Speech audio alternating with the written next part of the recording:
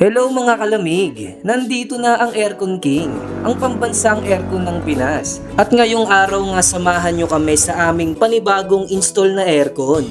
At syempre may nag-avail sa amin na vlogger.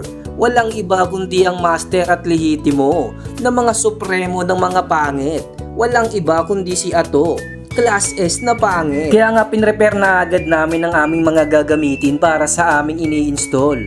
Araw-araw ganito ang aming ginagawa, papunta sa aming mga client. Kaya sa mga gustong mag-order ng aming aircon, pre-installation na po tayo. At syempre, pre-deliver na sa malapit. Cash on delivery na din tayo para iwas budol.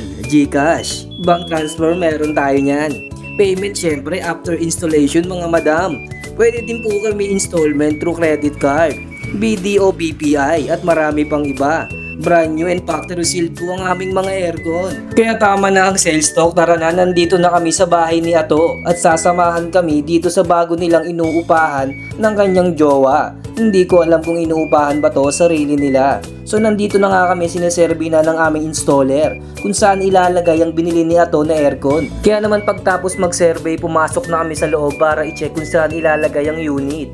So yun na, pagka nagkasundo na, okay na, kabit na agad yan. Paldo ng mga installer dyan syempre pag uwi. So yun nga, pinaplano na ng aming installer kung paano niya papalamigin ang bahay. At sinukat na nga ng metro, grabe. Ginamitan na ng pinakamagandang Crocs. At ayun na, pagka nagkasundo na, ipapasok na agad yung unit, di ba? Syempre, napaka-pogi talaga ng pangit na Ato na yan. So yun na nga mga kalamig, bali okay na, umalis na si Boss Ato at kami na ang maiiwan at bahala sa bahay nila para palamigin. Bali nilabas na namin yung unit para makabit na at mapalamig na ang bahay ni Pangit Lives Matter. Grabe ba? So yun nga mga kalamig, bali umpisahan na namin i-install ang aircon. So tuturuan ko pala kayo kung paano mag-install ang aircon. Ganito yan. Kumuha lang kayo ng metro tapos gumuhit lang kayo sa dingding. Gumamit ng t-shirt na cool zone at kumuha ng level bar para pumantay ang sukat. So yun nga mga kalamig, bali ipe-prepare na namin lahat ng gagamitin sa pag-i-install. Ayan na, nilatag na ng aming mga kalamig ang mga gagamitin. So pinutol na, tas nagbare na